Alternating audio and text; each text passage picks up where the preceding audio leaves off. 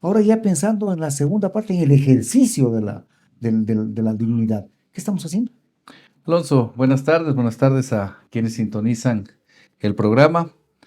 Alegre, ya estuvimos la semana pasada aquí, alegre por la designación, gracias a la provincia de Loja, con mucha responsabilidad ahora asumir esta curul como asambleísta, pero también con mucha responsabilidad para asumir la segunda vuelta. Nos preocupa en este instante estos 2 meses que hay que trabajar fuerte y el periodo ya A ver, oficial de segunda hay vuelta. dos cosas en este momento, ¿no es cierto? Por un lado, la alegría de haber ganado la curul, Exacto. preparándose para el ejercicio de la curul, que es una cosa.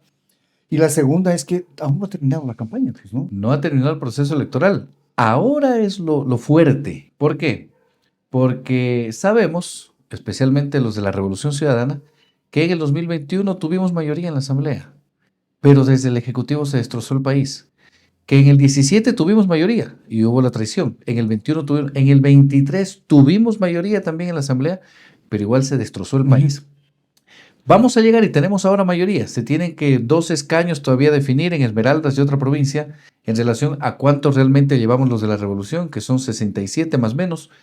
Sin embargo, el objetivo en sí es lograr la presidencia de la República para poder reconstruir un país que se ha destruido. Ese es el objetivo. De lo contrario, vamos a tener muchas limitaciones, no solo como Revolución Ciudadana, sino como país, como ecuatorianos, y eso tenemos que comprender. Ahora bien, entonces, este momento la actividad se centra no en el ejercicio de la función, sino más bien en cómo lograr que la mayoría de los ecuatorianos voten por Luisa González en esta segunda vuelta. Sí, es una simbiosis. ¿Por qué? Porque justamente el día de mañana, a partir de las 7 de la mañana, salimos un equipo de la Revolución Ciudadana, acompañado de la Dirección Provincial de Revolución Ciudadana. Voy yo a recorrer toda la provincia. Entonces, ¿qué es lo que hacemos ahí? Llegamos a la militancia, llegamos a las autoridades. Mañana ya tenemos reunión, mañana miércoles todo el día con la alcaldía de Catamayo y con las 4 juntas parroquiales del Cantón Catamayo, con la militancia y con los sectores sociales, es decir, con asociaciones, con gremios, deportistas, Sindicatos. artistas, sindicatos, transportistas. ¿Por qué? Porque además, ya asumiendo la curul de asambleísta, que es poder comprender la realidad de los territorios, de los cantones, de las parroquias, levantar la información para llevarlo a la Asamblea Nacional, ya es un proceso de trabajo de consolidación de lo que se debe hacer, pero además de unificación de todos los sectores para poder recuperar al país a través de la presidencia de la República, Y también reconocer y establecer cuáles son las prioridades que en cada uno de los que son pueblos, distintas. porque no es lo mismo. Que son distintas. Si hablamos, por ejemplo, de Santa Teresita, por ejemplo, hablamos en Espíndola, es muy diferente hablar lo que está pasando en Bolaspamba, en Zapotillo, Claro, ¿sí? Y muy diferente a lo que está pasando en Manú, en Saraguro. Entonces, cada uno tiene su cuando se realidad. diga Saraguro siempre hay que decir la capital del mundo. La- con sus 10 parroquias. Con sus Ya. parroquias, sí. Bueno, entonces, recorrer la provincia fundamental. El trabajo ahora es de unificar y señalar en territorio qué es lo que está pasando ahora y qué es lo que queremos que pase. ¿Y qué es lo que pasará si no se dan las ¿Y cosas? qué es lo que pasará? Porque estamos viviendo un tema de inseguridad. ¿Qué queremos? Queremos seguridad. Y este gobierno no ha podido darnos una solución. Estamos en desempleo, queremos trabajo. Estamos en un momento de que la producción cada vez es menor en el país. Entonces queremos cambiar. Vamos a poner en una balanza la situación actual, sin conflicto, más bien provocando reflexión para nuestra gente y decir, miren, esto es lo que tenemos actualmente como país y queremos esto de ¿Hacia acá. dónde queremos llegar? Queremos dignificar. Tenemos, siempre lo digo yo, no sé si el dato subió más o menos, pero va a dar un redondo. En el 2024, 250,000 ecuatorianos salieron del Ecuador a los Estados Unidos por falta de empleo, por falta de trabajo, por la seguridad, por falta de salud, por Se falta de... replicó un fenómeno de hace años, ¿no? En que casi todas las familias tienen un pariente que está fuera del país, no porque le guste, sino por trabajo, Oye, por por ejemplo, buscar. la crisis migratoria de los 70, la crisis migratoria del 2000. En el 2000, 3 millones de ecuatorianos salieron del país. Eso quiere decir, fíjense, que en ese momento, en el 2000, ni siquiera teníamos 12, 13 millones de ecuatorianos, ¿no? Si multiplicamos por 3 a las familias ecuatorianas, si se fueron 3 millones, estuvieron perjudicados 9 millones. 9 millones de ecuatorianos perjudicados por el tema de la migración. Actualmente, 1 millón, si estamos hablando de un dato del último año de 250,000. Ahora, Juan, ¿Queremos eso? No no, queremos. ahora, Juan Andrés, hay que tomar en cuenta un asunto. Antes la migración fue interna, porque en el 70, con la sequía en el sur de la provincia, se generó una migración interna. Fuimos a crear Nueva Loja, Santo Domingo. Hablando de Loja, hablando O sea, de la provincia de Loja. hablando de la provincia de Loja. Hoy la gente no va ni a Nueva Loja ni a Santo Domingo. La gente se va fuera del país. Bueno, en el 70 también mucha gente migró a los Estados Unidos, pero es cierto, como provincia de Loja, el tema de la sequía provocó que nos vayamos a Sucumbíos, al centro del país, a Tungurahua, a Chimborazo, Esmeraldas. Esmeraldas, y en Quito, pues desde luego, la capital, una cantidad de lojanos. Lo que dicen, lo que señalan los últimos resultados, no sé si sea cierto o no, puede estar muy equivocado, pero en Quito hay más lojanos que en Loja. A ver, ¿cuánto estamos acá? Estamos medio millón, ¿no es 400, cierto? pero dicen que en Quito hay 800,000. Tenemos una migración tremenda, ¿no? Y es por falta de oportunidades en nuestra provincia. Por supuesto. No tenemos industria, no tenemos atención de los gobiernos centrales. Hubo una atención en el tiempo de la Revolución Ciudadana que hay que reconocerla, y tenemos las obras palpables que actualmente, además de palpables, también descuidadas por los gobiernos que han pasado. Pero históricamente hablando, hemos tenido pues el conflicto con Perú, donde el país, el austro deberíamos ser nosotros, pero el austro Es de es, Cuenca. es Cuenca. Está a ¿no es 200 cierto? kilómetros más Sí, al norte. ¿cómo que el austro es Cuenca? Sí. Pero lo que pasa es que se acababa el país ahí. Entonces Loja era como el patio trasero del Ecuador o el patio trasero del Perú, éramos ahí en el limbo. Sí. Y eso nos generó mucho retraso en todos los ámbitos. Aquí estuvo un historiador hace algunos días atrás y decía que un poco la independencia de Loja, la firma de la se dio con alegría porque los sectores dominantes de ese entonces veían en la independencia la posibilidad de deshacerse de la tutela que tenían de la SUAY De la SUAY. o Cuenca sobre Loja. Que por eso se facilitó los procesos de independentistas.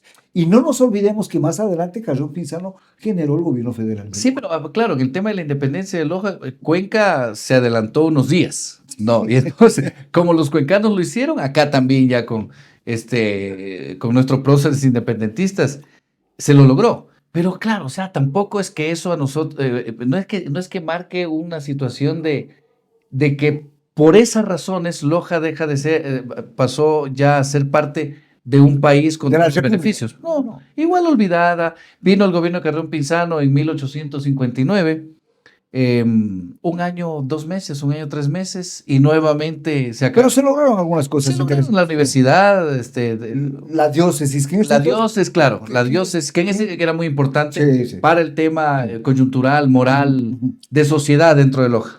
Así, eso se logró, ¿no? Y se logró y además se logró que Loja sea tomada por primera vez en cuenta porque José Félix de Valdivieso fue a trabajar en Quito y en los aspectos de la República. Pero siempre ha habido una dependencia de Cuenco de Quito, pero ha habido una dependencia en Loja. Y ahora más, y ahora nuevamente, ya. Ah, Nuevamente, porque hubo un momento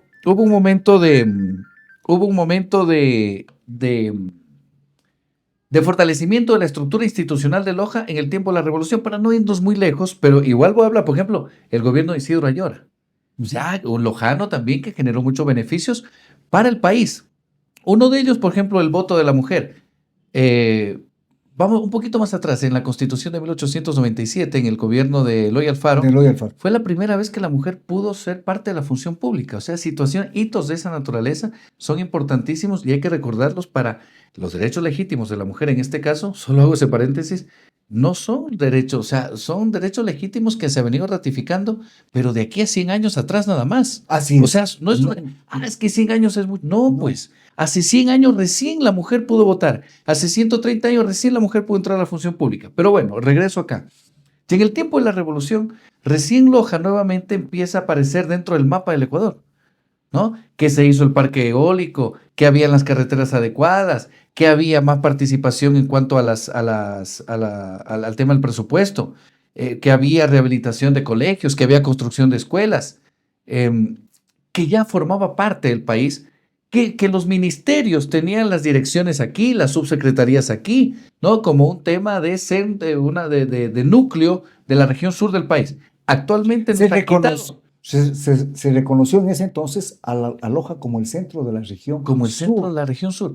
Fíjense que Hoy nosotros ya no. somos capital cultural, música, arte, poesía, Festival de Artes Vivas, pero ya nos quitaron la dirección de cultura acá. Ya no existen. Ya ¿No? no. Ya otros administran desde la zonal, que está en Cuenca en este caso.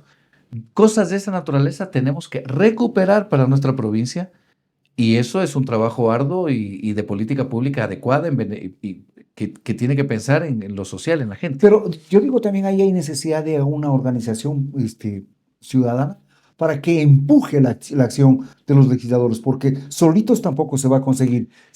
De bonitos no van a, no, no van a querer. Qué importante eso, ¿por qué? Porque dentro de la reivindicación social de los grupos sociales, yo lo escuchaba a Juan Carlos Monedero, el español, y él señalaba que a veces los grupos contrarios a la reivindicación de los derechos y de los pueblos tratan de dividir a esa organización. Claro. Entonces hay que ser claros que la fuerza de la reivindicación social, de la lucha social, tiene que estar en el poder, es decir, en la institucionalidad.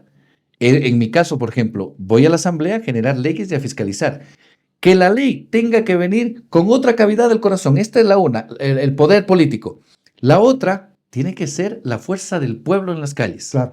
Porque si se rechaza una política pública que vaya en beneficio del pueblo ecuatoriano y que sectores políticos en contra del pueblo digan no, entonces para defender esa ley, ese proyecto de reivindicación de derechos o consolidación Tiene que de haber nuevos, movilización. tiene que haber la movilización fortísima, que es otra cavidad del corazón dentro de la lucha social. Otra es el relato. Tenemos que construir el relato adecuado, fundamental. ¿Por qué? Porque actualmente el relato mediático, esa posverdad que nos quieren imponer, confunde a la gente porque ellos son dueños de los medios de comunicación tradicionales. Por eso es importante este tipo de medios donde se pueda decir las cosas, decir la verdad y que se vaya masificando la verdad única. Y la otra cavidad que es importantísima es la alegría y el amor dentro de los procesos de consolidación de derechos y reivindicación de los mismos. Se viene una etapa difícil. Totalmente compleja. ¿Cómo se empieza o cómo se piensa enfrentar esta etapa que es de suyo muy compleja? Responsabilidad, con mucha disciplina en relación a quienes estamos haciendo cabeza dentro de las provincias, responsabilidad de la militancia y llegar a los sectores populares, llegar donde no hemos llegado, llegar a las parroquias, llegar a los barrios más distantes, llegar a conversar y conversar, persuadir a los líderes barriales, a los coordinadores de sindicatos, de gremios, conversar con ellos, visitar a las juntas parroquiales, a las alcaldías. ¿Por qué? Porque si la administración pública dentro de nuestro país nos divide en gobiernos autónomos descentralizados también para poder llegar a territorios, son ellos los responsables de que la parroquia tenga desarrollo. Si no tienen presupuesto, si están olvidados por el gobierno central, entonces tenemos que llegar a decir, bueno, tenemos que trabajar en conjunto, porque si seguimos así, ustedes no van a hacer absolutamente nada y las aspiraciones de un pueblo se van a quedar en absolutamente nada. Ahora bien, la receptividad de la gente a esta propuesta, ¿cuál ha sido? ¿O cuál creen que puede ser? Bueno, Porque todavía no se ha empezado el asunto. yo siempre señalo algo. Hoy día tuvimos una reunión a Ya. nivel nacional de directrices de planificación en cuanto a la campaña.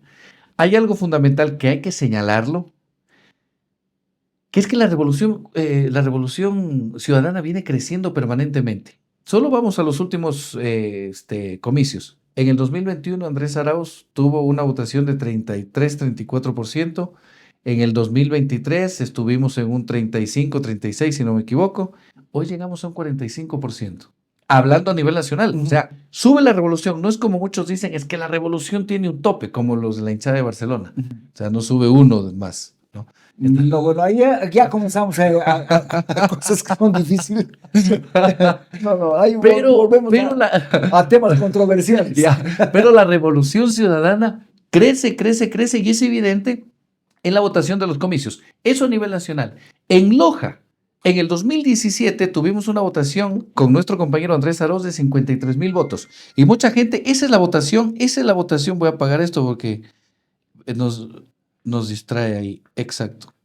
Entonces, En el 2017, 21, tuvimos una votación con el compañero Andrés Arauz de 53,000 votos en Loja, provincia de Loja. Ujú.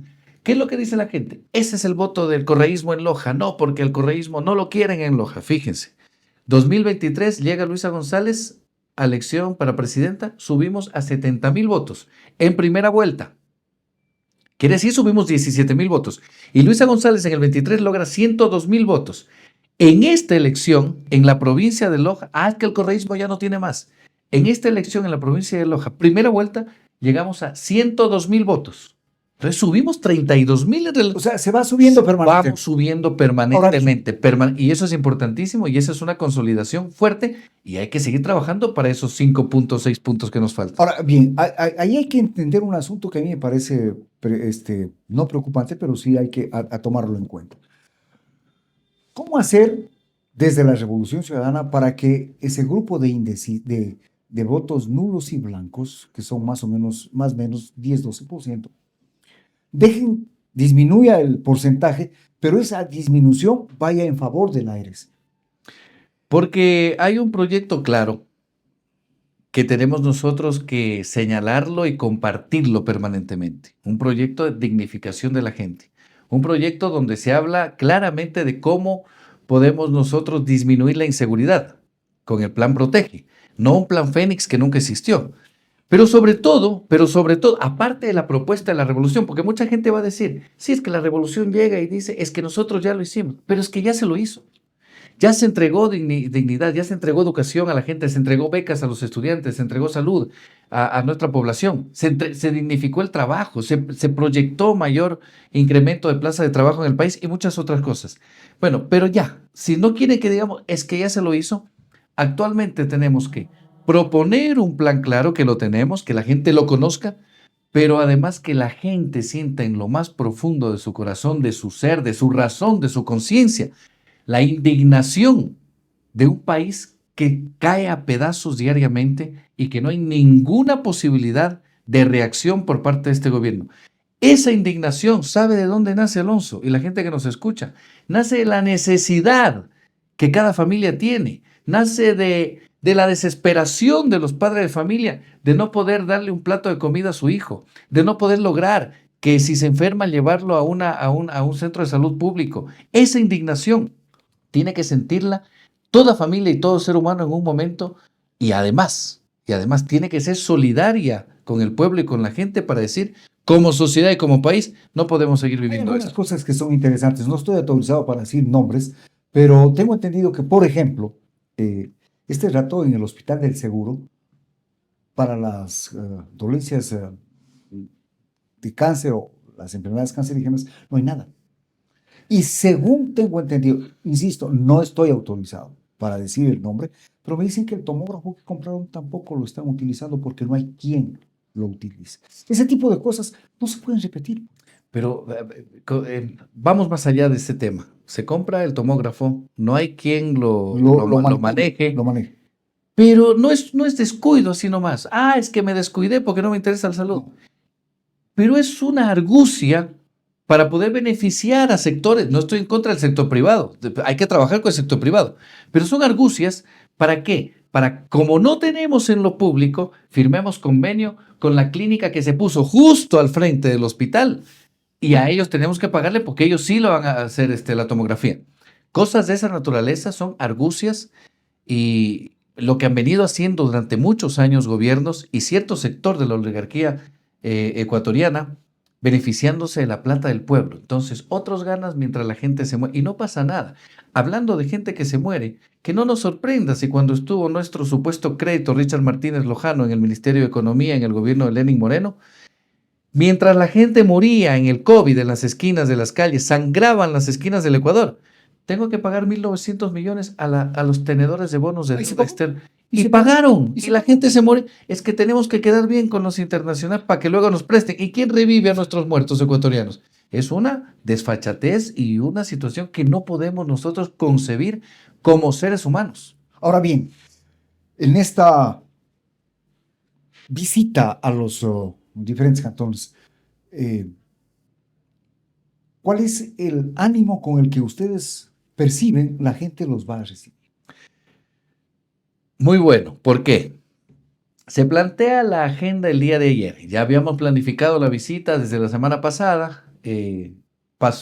Tuvimos que pasar toda una semana después de la elección. Mañana tengo entendido que la Junta Provincial Electoral va a dar a conocer los resultados en cuanto a los escaños. Ya, El día de oficialmente. mañana, oficialmente. Ya. Sí, entonces mañana nosotros salimos, 7 de la mañana. Enviamos oficios a todos los presidentes de junta y a los alcaldes. Mañana vamos a Catamayo.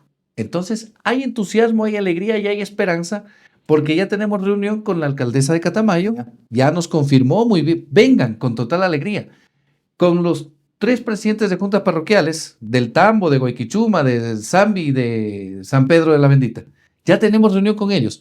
Pero hay alegría y hay entusiasmo también en la militancia de la revolución. Porque dice, a ver, nosotros votamos por nuestros asambleístas. Y claro, o sea, ya ganó con Andrés González y ahora lo llamo para ver si me da audiencia en Loja para poder ir, Para poder conversar. para poder conversar. No, vamos a estar con la militancia y vamos a estar con la militancia de cada parroquia. Entonces, con mucho entusiasmo se ha generado esta agenda y vemos entusiasmo también en la gente y en la militancia que nos va a recibir. Eso es importantísimo. Pero además aprovechamos también ya el tema de ir consolidando esfuerzos y que más gente se sume a la revolución, conversando con asociaciones, gremios, sindicatos, con los deportistas, los artistas, los transportistas, los jubilados, los docentes. Eso es importante, los agricultores, los campesinos, los ganaderos. Les espera un arduo y duro trabajo. Vamos a intentar hacerlo lo más rápido posible. Tenemos una agenda de tiempo. No, pero esto es de una semana. El trabajo que les no, espera luego. Esta gira de aquí es de 10 días. Ya. 10 días. Pero luego sigue el trabajo en forma intensa porque la provincia necesita de mucho. La provincia, fíjate, ahora el tema de los derrumbes, el tema de las lluvias, el tema de los incendios. Hay que trabajar durísimo. Porque, a ver, Alonso, el tema de los incendios, no podemos nosotros permitir que nuevamente tengamos un incendio y no tengamos capacidad de reacción, o sea, y mueran y hay un los animales, la gente se queme. Juan Andrés, hay un problema que este rato lo están sintiendo en el mercado, que antes no se caía en cuenta mucho. El precio del café subió porque se ha disminuido los niveles de producción producto de los incendios. Producto de los incendios y producto también de la pérdida por el mal tiempo y todo. O sea, eso. Es completo. Nuestra provincia tiene muchos beneficios, sí, pero también a veces el clima nos pasa facturas tremendas, pero para eso tenemos que estar preparados. O sea, si todo fuera belleza, entonces ¿para qué elegir a un alcalde? ¿Para qué elegir a un asambleísta o un presidente de junta si todo fuera lindo? Justamente nos eligen para poder trabajar conjuntamente con el pueblo en poder estar atentos a estas situaciones que pueden afectar y poder solventarlas de una manera rápida, capaz de que la menos cantidad de gente se vea perjudicada. Que en este periplo les vaya bien. Gracias, Alonso, muy amable.